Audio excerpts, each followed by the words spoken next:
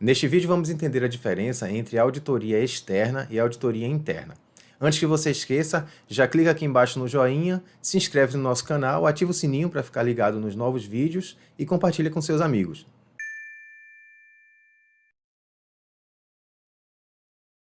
Então vamos começar falando primeiro da auditoria externa. Essa aqui também é chamada de auditoria independente, auditoria contábil, auditoria financeira ou auditoria de demonstrações contábeis. A auditoria externa geralmente tem essas nomenclaturas porque ela é muito focada nas informações contábeis, é uma auditoria de natureza principalmente contábil. É importante também a gente conhecer as principais empresas de auditoria que existem no mundo. Antigamente eram Big Five, eram as cinco grandes empresas de auditoria que existiam no mundo. Uma delas era a Arthur Andersen, que não existe mais devido a alguns escândalos de corrupção que houve, de fraudes contábeis, e ela terminou não resistindo no mercado. Então hoje a gente tem as quatro grandes empresas de auditoria do mundo, que são chamadas assim de Big Four internacionalmente, e são elas a Deloitte, a PricewaterhouseCoopers, a Ernst Young e a KPMG.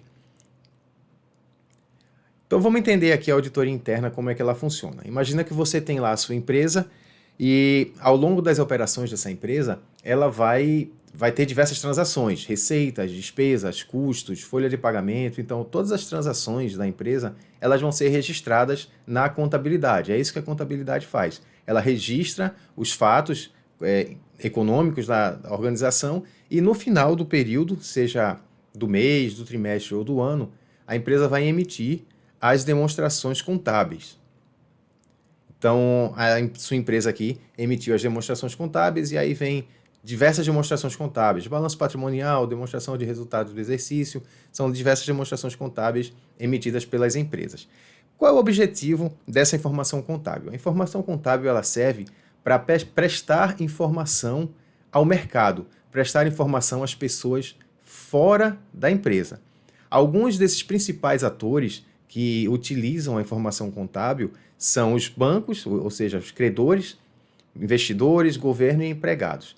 Como é que o banco utiliza essas informações contábeis? Ora, você não vai emprestar dinheiro para quem você sabe que não vai te pagar. Então, as demonstrações contábeis, elas fornecem informações sobre o desempenho operacional e financeiro da empresa que permitem aos bancos analisarem, até pela informação histórica, ano a ano, se o histórico daquela empresa e a estrutura dela atualmente, se ela está muito endividada, se ela tem fluxo de caixa suficiente para poder fazer frente a esse empréstimo ou financiamento que eventualmente a empresa esteja buscando junto ao banco. Então, é importante para o banco ter essas demonstrações contábeis e confiar nelas para saber se aquela empresa ali ela realmente tem essa possibilidade de pegar o empréstimo, funcionar, né, operar com aquele dinheiro e realmente pagar aquele empréstimo. A mesma coisa os investidores. Ninguém vai colocar dinheiro numa empresa que não tem um futuro garantido.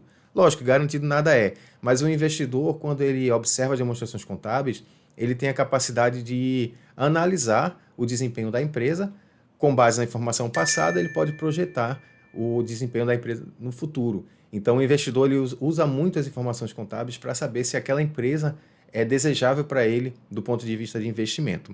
O governo, obviamente, para fins de fiscalização, e os empregados normalmente não buscam conhecer as demonstrações contábeis dos seus empregadores, das suas empresas empregadoras, mas deveriam. É importante a gente conhecer o desempenho da empresa, até para poder ter o ânimo de trabalhar junto para melhorar os resultados. Se a empresa tem resultados melhores, o emprego a compensação dos funcionários é mais fácil de estar garantida. Então, esses aí são alguns dos principais atores que utilizam a demonstração contábil. Essas demonstrações elas são enviadas, publicadas para o mercado periodicamente, dependendo do porte da empresa, do segmento, a regularidade da publicação dessas informações ela pode variar. Mas aí quem garante que essas informações que estão sendo prestadas pela empresa são verdadeiras? Quem é que garante que não houve ali nenhuma manipulação nas informações contábeis para diminuir um pouco o débito da empresa, fazer parecer ali que os resultados que a estrutura de capital, os bens da empresa, os imóveis, os equipamentos e tudo isso sejam em volume e em valor maior do que realmente são. Quem é que garante a lisura dessa informação? O mercado necessita de uma opinião externa, de uma opinião independente, de alguém que vá lá, olhe se a contabilidade e as demonstrações da empresa são fidedignas e emita uma opinião aberta para o mercado. Então, diante dessa dúvida, entra a figura do auditor. O auditor, lógico que não é uma pessoa apenas, uma empresa de auditoria, ela vai vir com diversos auditores e vai fazer um trabalho de análise e para conferir se realmente a empresa está seguindo as normas contábeis e se as demonstrações contábeis ou demonstrações financeiras, como queira, que são publicadas, realmente correspondem às boas práticas e correspondem à realidade dos fatos. Então, em tese, a opinião do auditor dá uma segurança ao mercado, dá uma segurança ali ao banco, ao investidor, ao governo, de que aquela informação realmente é verdadeira. A norma brasileira de contabilidade, que versa sobre auditoria, que é a auditoria independente, que é a NBC-TA 200, fala um pouco sobre os objetivos gerais do auditor. E aqui a gente está falando de auditor externo, auditor contábil. Os objetivos gerais do auditor. Ao conduzir a auditoria de demonstrações contábeis, os objetivos gerais do auditor são: primeiro, obter segurança razoável. Isso aqui é bastante interessante. Obter segurança razoável. Por que razoável? Porque ninguém é onisciente, só Deus.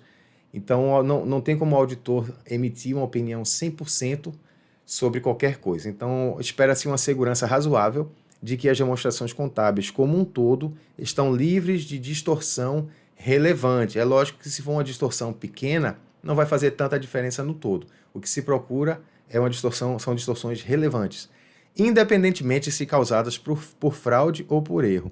Isso aqui é bem importante quando a gente fala sobre auditoria externa, porque a opinião que eles emitem é se as demonstrações contábeis estão fidedignas, se elas estão cumprindo as normas contábeis. Eventuais erros ou problemas que ocorram independem se são fraude ou erro. A auditoria contábil, a auditoria financeira, como queira, ou auditoria independente, auditoria externa, ela não está tão focada no futuro da organização, no desempenho da empresa. Ela está focada em emitir opinião sobre as demonstrações contábeis, possibilitando assim que o auditor expresse sua opinião sobre se as demonstrações contábeis foram elaboradas, em todos os aspectos relevantes, em conformidade com a estrutura de relatório financeiro aplicado. É o que eu acabei de falar. O foco é em emitir uma opinião para o mercado, dar essa segurança ao mercado. Apresentar relatórios sobre as demonstrações contábeis e comunicar-se como exigido pelas normas brasileiras de contabilidade relativas à auditoria, em conformidade com as constatações do auditor. Em todos os casos em que não for possível obter segurança razoável e a opinião com ressalva no relatório do auditor for insuficiente nas circunstâncias para atender aos usuários previstos nas demonstrações contábeis, as normas brasileiras de contabilidade de auditoria requerem que o auditor se abstenha de emitir sua opinião ou renuncie ao trabalho quando a renúncia for possível, de acordo com a lei ou regulamentação aplicável. Então, eu não quero aqui entrar em muitos detalhes técnicos, mas, basicamente, se a dificuldade de emitir uma opinião for tão grande, é melhor que o auditor ele nem mesmo inicie o trabalho, é melhor se abster do trabalho. Lógico, o foco do trabalho de auditoria externa é a opinião. Se as condições impedem o auditor de emitir essa opinião, então não faz sentido prosseguir com esse trabalho. Sobre essa questão, eu queria só mostrar alguns links aqui, algumas notícias. Essa é uma notícia sobre a loja Marisa. Ao contrário do que ocorreu com as Americanas recentemente, as lojas americanas apresentaram um problemão aí de fala-se em 20 bilhões, fala-se muito na probabilidade de ter ocorrido fraude, e os auditores, ao longo do tempo, não detectaram isso, e aí está sendo apurado o motivo disso ter acontecido, mas é um caso diferente aqui da Marisa. Na Marisa, até onde se sabe, não há nenhum problema, nenhuma fraude,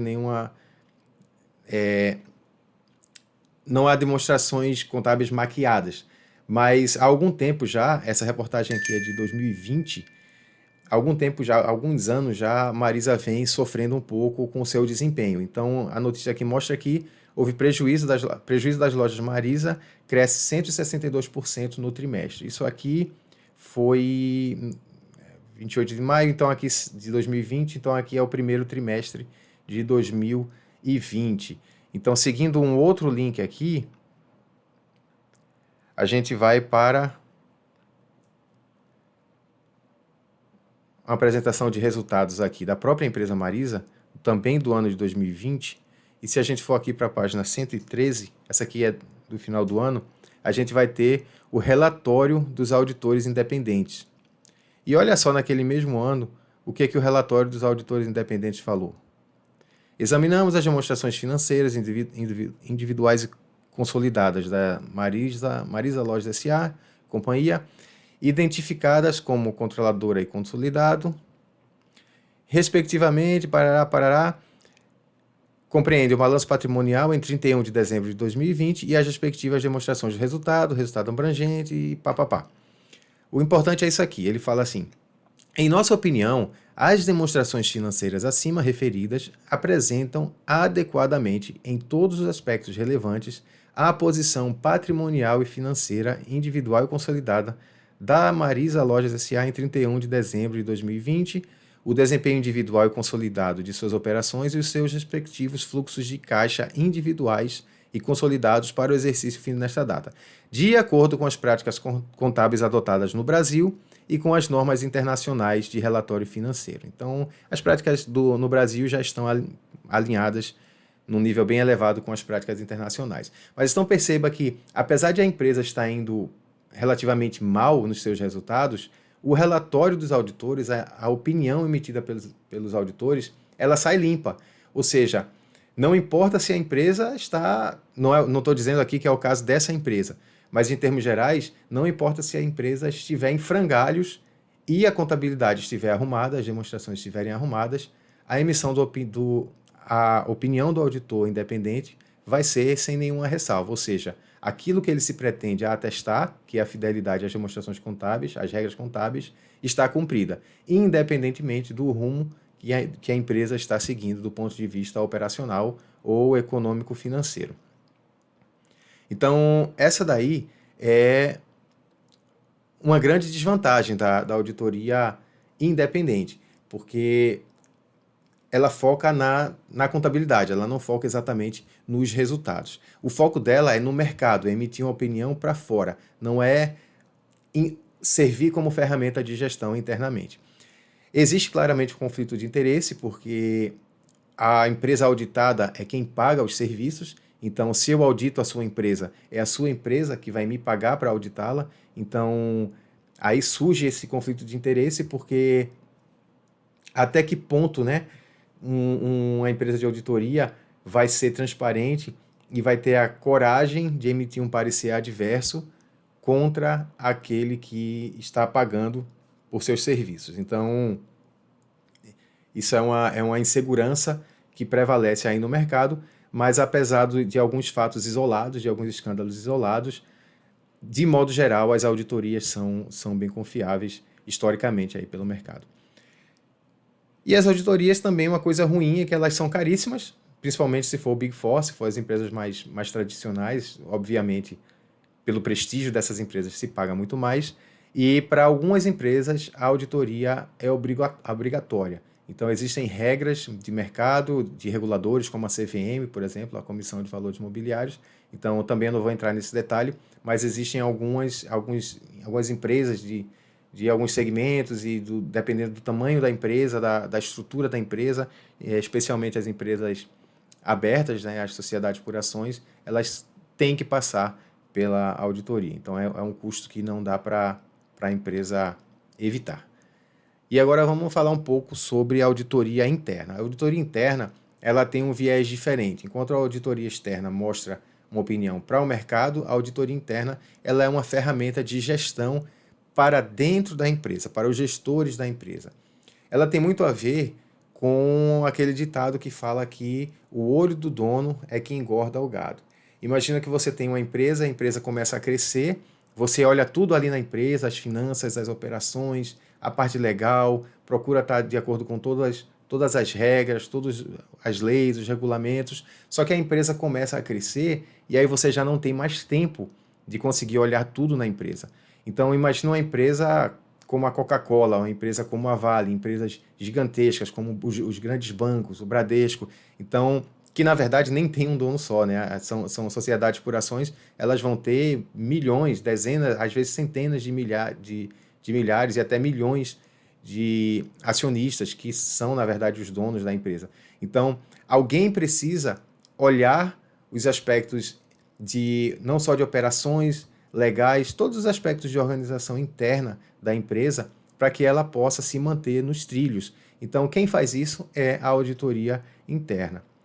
De acordo com o Instituto de Auditores Internos, que é a principal organização internacional hoje que promove boas práticas de auditoria interna, a auditoria interna é uma atividade independente e objetiva de avaliação e consultoria, criada para agregar valor e melhorar as operações de uma organização. Ela auxilia a organização a atingir seus objetivos a partir da aplicação de uma abordagem sistemática e disciplinada à avaliação e melhoria da eficácia dos processos de gerenciamento de riscos, controle e governança. Então, vamos simplificar esse texto aqui com alguns bullet points. Então, resumindo, a auditoria interna, ela tem o foco de agregar valor à empresa, melhorar as operações, ou seja, o auditor interno ele não apenas está preocupado que a empresa tenha uma contabilidade organizada e refletindo a realidade, mas ele também está preocupado com as operações da empresa. Redução, não só redução de custos, mas também melhoria operacional, às vezes melhoria de sinergia, melhoria de processos. Então, o auditor interno, ele também faz esse trabalho de ajudar os gestores a verem pontos de melhoria para que a empresa possa rodar melhor e dar maiores resultados. E isso, lógico, é importante também para o próprio auditor, porque o auditor também é funcionário da empresa. Então, o bem da empresa é o bem do auditor interno também. Ele auxilia a atingir seus objetivos, ajuda na avaliação e melhoria da eficácia dos processos, foi o que acabei de falar, de gerenciamento de riscos, controle e governança. Embora pesquisando aí na internet você vai achar diversas divisões para as áreas de atuação da auditoria interna, basicamente todas elas vão cair entre esses três grandes campos aqui, que são as auditorias no campo operacional, de conformidade e a própria financeira ou contábil. Então, o mesmo trabalho que o auditor independente faz, o auditor interno também pode fazer, a parte contábil, voltado para a gestão interna e não para o mercado. Mas também são fundamentais aqui os trabalhos tanto na área operacional quanto de conformidade. Na área operacional, como eu já falei, sempre há oportunidades de melhoria. A auditoria interna, como ela passa por todas as áreas de uma organização, às vezes os auditores internos têm uma visão global que aquele gestor que é muito especialista numa determinada área, talvez ele não tenha essa visão tão ampla da empresa como um todo. E a contribuição do auditor muitas vezes ajuda, do auditor interno, muitas vezes ajuda nessa sinergia, a corrigir pequenas falhas, a encontrar erros, ineficiências e também as fraudes, se existirem. A parte de conformidade, ela está muito ligada a evitar problemas legais, mas não só isso. Evitar problemas de multa, problemas de regulação, mas não só com a legislação externa. As empresas grandes, geralmente, elas também têm muitos normativos internos que são criados justamente com o objetivo de melhorar suas operações, de que as coisas fluam melhor internamente. Então, as auditorias de conformidade, elas também estão ligadas a conferir estes aspectos internos, manuais internos, a legislação, também aspectos de alçadas dentro da empresa para que as pessoas assim, que não têm a devida autoridade autorizem processos que sejam muito delicados ou muito relevantes. Então, dentro da área de governança, de controles, a conformidade é fundamental. Então, nessas três áreas, a gente vai encontrar diversos subtemas de auditoria interna, e aí eu não vou detalhar todos, mas, por exemplo, aqui dentro do operacional, existem as atividades de TI, de, por exemplo, estoques, transportes. Então, tem uma gama de coisas que dentro de uma empresa podem ser analisadas e a auditoria interna pode contribuir com a análise nesses aspectos. O importante é lembrar, observar que essas três áreas aqui, elas não são totalmente isoladas. Sempre um trabalho de auditoria, ele vai meio que tangenciar mais de uma dessas áreas. Às vezes, um trabalho operacional, é difícil você distinguir até que ponto esse trabalho é operacional e a partir de onde começa o de conformidade. Então, embora a gente tenha essa divisão aí didática, na prática, essas divisões elas não são tão claras. E como a auditoria interna ela vai além, bem além da contabilidade, é de se esperar que os auditores internos de uma empresa sejam dos mais diversos campos do conhecimento. Então, tanto da engenharia, direito, inclusive contabilidade. E aí eu citei alguns aqui: segurança do trabalho, medicina, química, marketing, tecnologia da informação. Então, como todas as áreas da empresa passam pelo crivo da auditoria interna, então você precisa de profissionais de todos os campos. Então, às vezes me impressiona que empresas grandes aí no mercado, às vezes quando abrem vagas de trabalho para auditor interno, elas solicitam que o candidato tenha experiência de auditoria independente, experiência em Big Four. Ora, por que é que um auditor interno ele precisa ter experiência numa Big Four? Às vezes o auditor interno vai ser um auditor de obras. Se é uma empresa de uma construtora, você precisa de um auditor de obras para fiscalizar determinadas obras. Talvez ele não vai ter experiência de Big Four. Talvez para o que ele vai fazer não tem nada a ver exigir uma experiência de Big Four. Então, quando eu vejo alguma postagem, alguma vaga de emprego assim publicada exigindo que o candidato tenha experiência de Big Four, se não for para auditoria interna exclusivamente contábil, isso demonstra simplesmente que a empresa não tem realmente conhecimento da diferença entre auditoria externa e auditoria interna. E aqui, já para o vídeo não ficar muito longo, eu só vou resumir aqui a estrutura ideal de uma auditoria interna. Como a auditoria interna ela trabalha para os donos, então numa grande empresa, por exemplo, numa empresa SA, os donos vão ser aqui os acionistas da empresa, que vão ser inúmeros. E esses acionistas eles são representados dentro da empresa, eles fiscalizam a empresa por meio do conselho de administração. Então, esse conselho de administração é um grupo de pessoas que estão aqui guiando a empresa e supervisionando a empresa em nome dos acionistas. Logicamente, os acionistas, que são os donos da empresa, eles não administram a empresa. Quem administra a empresa, especialmente numa empresa grande, numa empresa pequena, normalmente empresa familiar, são os donos, né, a própria família que é dona da empresa que vai administrar. Eu estou falando aqui de uma empresa grande, de uma empresa sociedade por ações, de um Bradesco, de um Banco do Brasil. Então, normalmente, quem vai administrar essas empresas não são os milhares, talvez milhões de acionistas. São pessoas contratadas.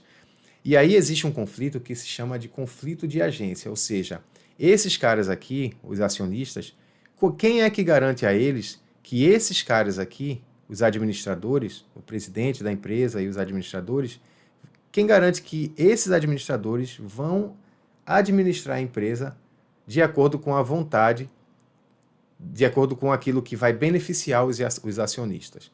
Então, esse conflito, ele realmente existe no mundo real. Às vezes, os administradores da empresa, eles só querem ter bons resultados para poder inflar os lucros da empresa e inflar os seus bônus, os seus dividendos, as suas compensações. Então, às vezes, o objetivo do presidente dos diretores, enfim, da administração, não são os mesmos objetivos dos acionistas. E o conselho de administração, ele está aqui meio que para intermediar isso. Ele está aqui para fiscalizar e dar as diretrizes gerais para a empresa que espera-se que vão beneficiar os acionistas e que devem ser seguidos pelo presidente, pelos diretores. Nesse caso, a auditoria interna, idealmente, ela vai trabalhar ligada diretamente ao conselho de administração por intermédio aqui do comitê de auditoria. Então, pense no comitê de auditoria como se fosse aqui grosso modo, uma secretaria que auxilia o conselho de administração no acompanhamento dos trabalhos de auditoria. E a auditoria interna, vai ter um chefe aqui de auditoria interna, que vai responder ao comitê de auditoria, que por sua vez responde ao conselho. Então perceba que na linha de comando aqui, a auditoria interna não é submetida à administração. Então eles são independentes justamente para que eles possam agir de forma independente e às vezes até pisar no calo de quem estiver fazendo o que não deveria na administração da empresa. As vantagens de ser auditor interno é que é passível de demissão, porque você é um funcionário da empresa. Dependendo da empresa, às vezes há uma divergência, às vezes os próprios donos da empresa, especialmente empresas menores, eles têm objetivos diferentes do que deveriam. Às vezes os próprios proprietários querem que a empresa siga práticas que não são adequadas para poder inflar lucros, até a própria contabilidade. Então, às vezes, os auditores eles têm um código ali, objetivo profissional, que não se alinha com o que alguns gestores, alguns proprietários querem. Então, pode dar problema e de fato dá. E muitas empresas usam o auditor como um faz de tudo. Como o auditor conhece muita coisa dentro da empresa, geralmente ele é utilizado para atividades operacionais ou até gerenciais. A partir do momento que o auditor passa a atividades gerenciais e operacionais, a sua objetividade já fica um tanto quanto prejudicada. Então, depois de falar de tudo isso, a pergunta é: quem é que ganha o Oscar? Qual é que é mais importante aqui? A auditoria externa ou a auditoria interna? E a resposta é a mesma aqui para a maioria das coisas na vida, né? A resposta é depende. Depende da sua função, elas têm funções diferentes. Enquanto a auditoria externa é voltada para o mercado, para emitir uma opinião para fora da empresa, a auditoria interna é um instrumento de gestão utilizado dentro da empresa. Então, são funções diferentes e as duas são igualmente importantes. Então, eu espero que você tenha entendido bem a diferença entre essas duas auditorias. Na sua opinião, o que é que você acha? Qual das duas é mais importante? Alguma delas é mais importante do que a outra ou não? Ou é como eu falei, somente utilizações diferentes, aplicações e funções diferentes? Comenta aqui embaixo. Não se esqueça de curtir o nosso vídeo, se inscrever no nosso canal e compartilhar com seus amigos. Um abraço e até a próxima.